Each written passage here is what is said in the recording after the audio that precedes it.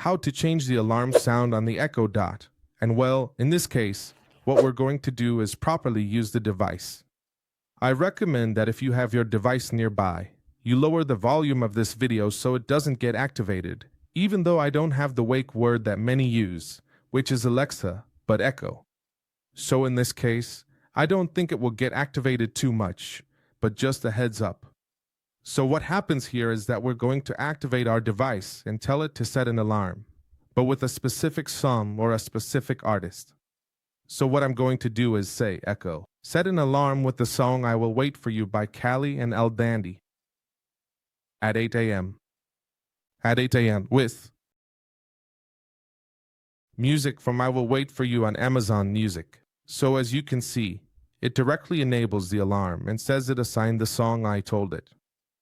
Within the Alexa app, you can go and check directly that the alarm has been set with the song you wanted. You don't necessarily have to do it through Amazon. You can do it through Spotify even if you don't have a paid subscription. You can have the free subscription, and all you need to do is play the song on Spotify first for free and then set the alarm. So first, what we're going to do is tell it to play a song. For example, Echo, play I Will Wait For You by Callie and El Dandy on Spotify. In my case, I don't have it, so I'm going to lower the volume so it doesn't get heard due to copyright issues. But I have the Amazon subscription. So in the background, it's playing, but the problem is that it doesn't play the specific song. Instead, it plays the playlist. So I would have to wait for the song I want to play.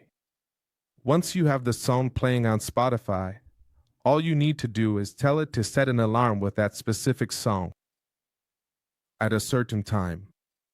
So let's say, Echo, set an alarm with that song at 9 a.m.